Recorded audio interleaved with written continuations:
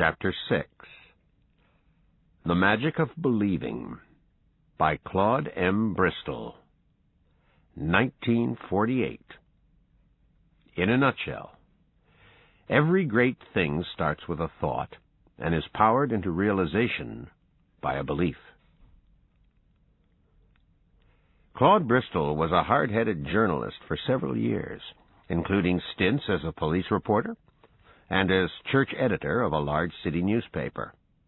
In this post he met people from every denomination and sect, and later read hundreds of books on psychology, religion, science, metaphysics, and ancient magic. Gradually, Bristol began to see the golden thread that runs through all religions and esoteric teachings, that belief itself has amazing powers. Having spent years thinking about the power of thought, he'd assumed that others knew something about it too. He was wrong. Strangely, he found that most people go through life without realizing the effect that strong belief can have on reaching their goals. They leave their desires vague, and so they get vague outcomes. When Bristol was a soldier in the First World War, there was a period in which he had no pay and couldn't even afford cigarettes. He made up his mind that when he got back to civilian life, he would have a lot of money. In his mind, this was a decision, not a wish. Barely a day had passed after his arrival back home when he was contacted by a banker who'd seen a story about him in the local newspaper. He was offered a job, and though he started on a small salary, he constantly kept before him a mental picture of wealth. In quiet moments or while on the telephone, he doodled dollar signs on bits of paper that crossed his desk. This definiteness of belief, he suggests, more than anything else, paved the way for a highly successful career in investment banking and business.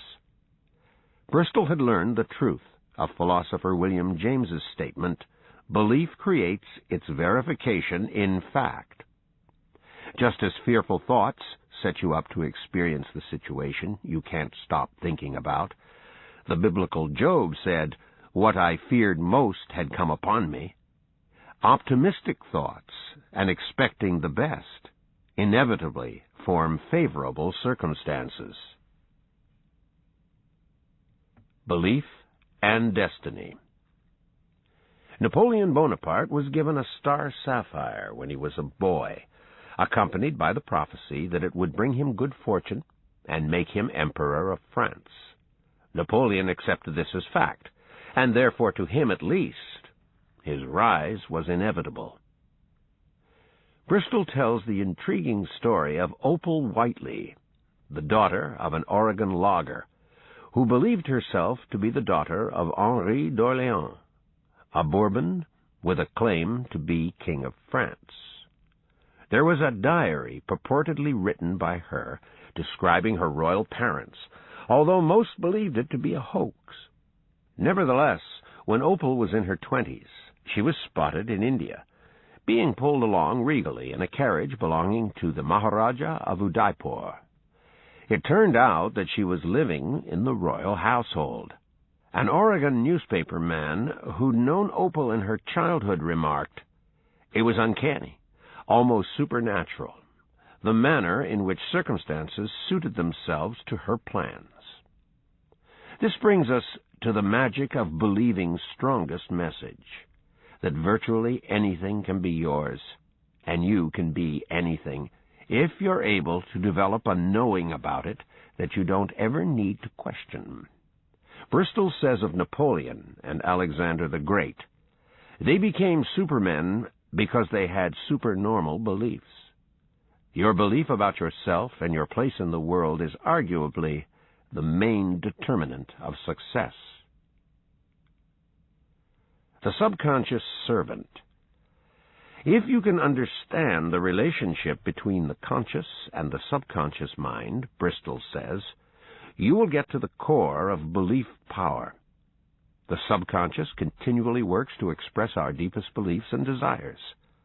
It's a faithful servant that renews, guides, and inspires. But to get the most from it requires great respect for and faith in what it can do. Because the subconscious operates in terms of imagery, it's vital that we feed it mental pictures of what we desire. It can then go to work in living up to the image placed before it, by giving us intuitions about what to do, where to go, who to meet.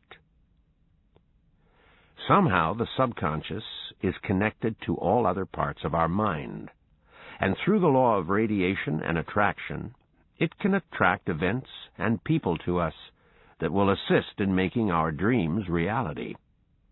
However, it will only find ways to make the image real if that image is clear and convincing, hence the importance of the mental pictures of success that we feed it. The force of belief cannot really work in our favor until the belief becomes literally part of us, settled in the subconscious mind as a fact. Projecting thought and belief.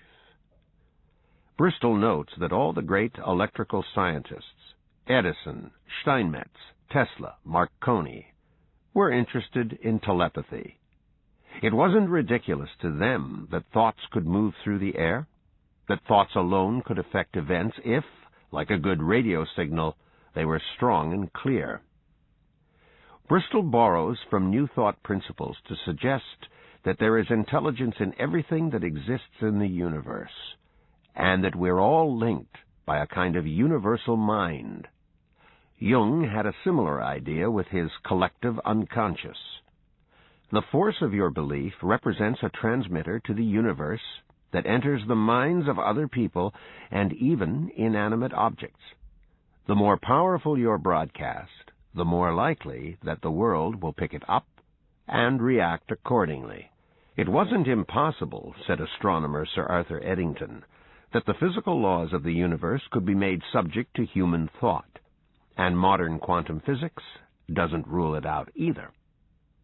Bristol's explanation is that a person with a strong belief will exist at a certain vibration that seeks its like in the form of matter. Thus he reaches the startling conclusion that we don't achieve deeply felt goals by action alone, but are helped along depending on the quality and intensity of our belief that they will be achieved. The power of suggestion.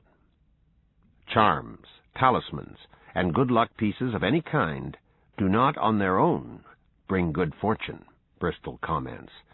It's the belief in their efficacy that's powerful.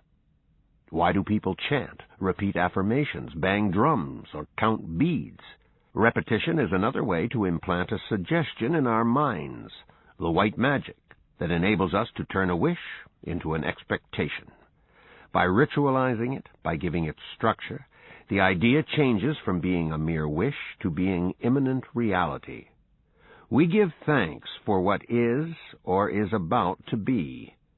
The terrific force of thought repetition, Bristol says, first overcomes reason by acting on our emotions, and then penetrates into the subconscious, where it is only a matter of time before the thought is enacted. This, of course, is the principle behind successful advertising and propaganda. Bristol includes a warning about misuse of the mental technology associated with strong belief and suggestion. It's a power to be used constructively, not to achieve dominance. His book is dedicated to independent thinkers of all times who wish to use belief for creative, life-affirming ends. He talks a great deal about the power of belief to heal physically, for instance. Final comments. Maxwell Maltz, author of Psycho-Cybernetics, said, "The law of mind is the law of belief itself." By this he meant that belief, more than anything else, is what makes us tick. It's the great shaper of who we are. Think of some of the great belief systems in history: Buddhism, Christianity, Islam, communism, capitalism. For good or ill, these systems of thought became beliefs that have shaped our world. Are the beliefs you have about yourself strong enough to change your world? The magic of believing is repetitive, rambling, its references are dated, Concrete tips for employing its ideas are few, and you may find yourself saying, "Get to the point." Some readers will also be turned off by the unscientific nature of the book, which contains little bibliographic foundation. Yet the strange thing about it is that it can reveal more on second, third, or fourth readings. Bristol knew, after all, that ancient esoteric writings were often purposely opaque to shield their secrets from the uninitiated, or those who might abuse them. You may not love reading this book, but merely having it around could serve as a valuable reminder of the power of belief. It may also be difficult to stomach some of the mind stuff, as the author calls it. He himself was skeptical, but then realized that we all summon the magic of believing when we desperately want something to come into being. The pianist Liberace was said to have turned his life around after reading The Magic of Believing. And in a chapter on Women and the Science of Belief, Bristol evokes the names of Marie Curie, Mary Baker Eddy, founder of Christian Science, Florence Nightingale, Harriet Beecher Stowe, author of Uncle Tom's Cabin, and actress Angela Lansbury, as examples of people who drew on the power of believing to achieve great things. Lansbury told an interviewer, "When you've learned how to draw on your subconscious powers, there's really no limit to what you can accomplish." The mental powers of these women were tremendous, yet we can develop their same belief intelligence for our own lives. Claude M. Bristol. Born in 1891, Bristol served as a soldier in the First World War in France and Germany. He worked on the Army newspaper Stars and Stripes until 1919.